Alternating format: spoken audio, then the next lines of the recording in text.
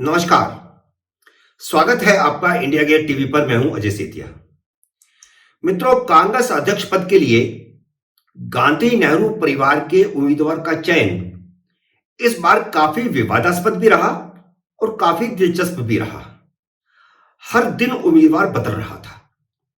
पहले अशोक गहलोत का नाम चला और यह माना जाने लगा कि अशोक गहलोत आधिकारिक उम्मीदवार है। लेकिन राजस्थान के मुख्यमंत्री पद को लेकर के जो विवाद खड़ा हुआ, उसके बाद उनका नाम गायब कर दिया गया। वे पिक्चर से बाहर हो गए। फिर अचानक दिग्विजय सिंह का नाम सामने आया और 24 घंटे के अंदर दिग्विजय सिंह भी गायब हो गए।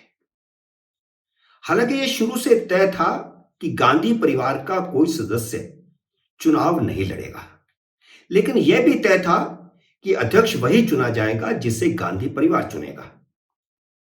हालांकि गांधी परिवार मल्लिकार्जुन खड़गे को परिवार का आधिकारिक उम्मीदवार बताने से अभी भी हिचकिचा रहे हैं, बल्कि खंडन कर रहा है गांधी परिवार। कहा जा रहा है कि गांधी परिवार तटस्थ है, लेकिन जिस तरह दिग्विजय सिंह रातों रात रेस से बाहर किए गए, हर कोई सच जान गया है। रही सही कसर सोनिया गांधी ने महात्मा गांधी की जयंती पर मल्लिकार्जुन खड़गे को गांधी समाधि पर अपने साथ ले जाकर के पूरी कर दी। दूसरे उम्मीदवार शशि थरूर भी साथ होते तो मानते कि गांधी परिवार तटस्थ है। इसलिए पहली बात तो यह है कि मल्लिकार्जुन खड़गे गांधी परिवार के आधिकारिक उम्मीदवार हैं और खड़गे के सामने शशि थरूर जीत नहीं सकते। जीत गए तो अध्यक्ष नहीं रह सकते। कांग्रेस इतिहास के वे 4 उदाहरण हमारे सामने हैं। गांधी और नेहरू ने कभी ऐसे व्यक्ति को जीतने के बाद भी अध्यक्ष नहीं रहने दिया जो उनकी इच्छा के बिना चुनाव जीत गया हो या इच्छा के बिना काम करने की कोशिश कर रहा हो। कांग्रेस के राजनीतिक इतिहास को जानने वाले गांधी और नेहरू कार्यकाल के 2 उदाहरण तो अक्सर देते ही हैं। एक आजादी के पहले का है, दूसरा आजादी के बाद का है। लेकिन इंदिरा और सोनिया के कार्यकाल के भी 2 उदाहरण हैं। पहले गांधी नेहरू कार्यकाल के 2 उदाहरणों की बात कर लेते हैं। कांग्रेस के 1938 के हरिपुरा अधिवेशन में सुभाष चंद्र बोस सर्वसम्मति से अध्यक्ष चुने गए थे। ब्रिटिश राज के खिलाफ उनकी स्पष्टवादिता के कारण उनकी लोकप्रियता महात्मा गांधी से कहीं ज्यादा थी। गांधी और नेहरू उनसे ईर्ष्या करते थे। इसीलिए अगले साल 1939 में कांग्रेस के त्रिपुरी अधिवेशन में गांधी नेहरू ने मिलकर सुभाष चंद्र बोस के सामने पटाभी सीतारमैया को खड़ा कर दिया। गांधी नेहरू की जोरदार लॉबिंग के बावजूद सुभाष चंद्र बोस 1580 वोटों से चुनाव जीत गए और गांधी नेहरू का उम्मीदवार हार गया। महात्मा गांधी ने इसे अपनी व्यक्तिगत हार माना और काफी नाराज हुए। सुभाष चंद्र बोस के खिलाफ गांधी नेहरू गुट के 13 कांग्रेस कार्यसमिति सदस्यों ने इस्तीफा दे दिया। यह एक तरह से सुभाष चंद्र बोस के प्रति अविश्वास था। अध्यक्ष के रूप में उनका काम करना मुश्किल कर दिया गया। सुभाष चंद्र बोस को इस्तीफा देने के लिए मजबूर कर दिया गया। उनकी जगह पर फिर डॉक्टर राजेंद्र प्रसाद को कांग्रेस अध्यक्ष चुना गया। लेकिन आजादी के बाद उन्हें डॉक्टर राजेंद्र प्रसाद के साथ नेहरू के 36 के संबंध हो गए, क्योंकि राजेंद्र प्रसाद हिंदू धर्म में आस्था रखते थे, जबकि नेहरू पूरी तरह सेकुलरिज्म पर विश्वास रखते थे। उनका कहना था, क्योंकि डॉक्टर राजेंद्र प्रसाद राष्ट्रपति चुने गए थे, तो उनका कहना था कि राष्ट्रपति पद पर रहते हुए वे किसी धर्म के साथ नहीं जुड़ सकते। नेहरू की आंख की किरकिरी बन गए थे डॉक्टर राजेंद्र प्रसाद, लेकिन डॉक्टर राजेंद्र प्रसाद जरा भी झुके नहीं। डॉक्टर राजेंद्र प्रसाद के साथ कांग्रेस कार्यसमिति थी। नेहरू की इच्छा के खिलाफ डॉक्टर राजेंद्र प्रसाद 2 बार लगातार राष्ट्रपति चुने गए, क्योंकि कांग्रेस कार्यसमिति डॉक्टर राजेंद्र प्रसाद के पक्ष में थी।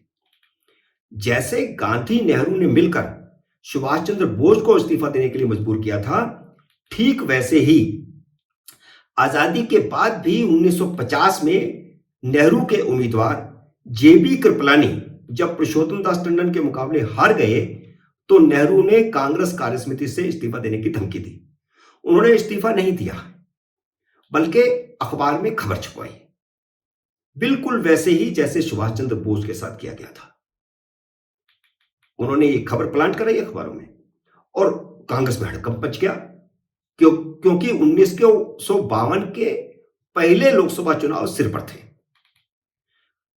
इस पर पुरुषोत्तम दास टंडन ने खुद पार्टी के अध्यक्ष पद से इस्तीफा दे दिया, बिल्कुल वैसे ही जैसे सुभाष चंद्र बोस को देना पड़ा था। नेहरू जो चाहते थे वह हो गया था, इसलिए नेहरू खुद पार्टी के अध्यक्ष बन गए और 1954 तक अध्यक्ष बने रहे। उस समय कांग्रेस अध्यक्ष का चुनाव हर साल हुआ करता था। दूसरी बार वह वक्त तब आया जब राजनीति से बाहर हो चुकी सोनिया गांधी ने 1996 के लोकसभा चुनावों में कांग्रेस की हार के बाद अपनी कोटरी का दबाव बनाकर नरसिम्हा राव को अध्यक्ष पद छोड़ने के लिए मजबूर किया। हालांकि कांग्रेस 1989 से लगातार चुनाव हार रही थी।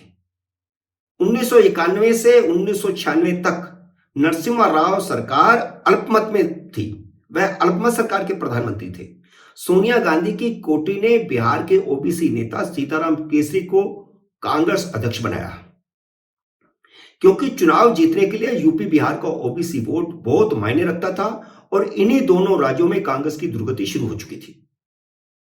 लेकिन बाद में खुद अध्यक्ष बनने के लिए इस ओबीसी जाति के नेता सीताराम केसरी को कैसे अपमानित किया गया और कैसे अपमानित करके कांग्रेस के अध्यक्ष पद से और कांग्रेस मुख्यालय से निकाला गया था, वह कांग्रेस का काला इतिहास बन चुका है।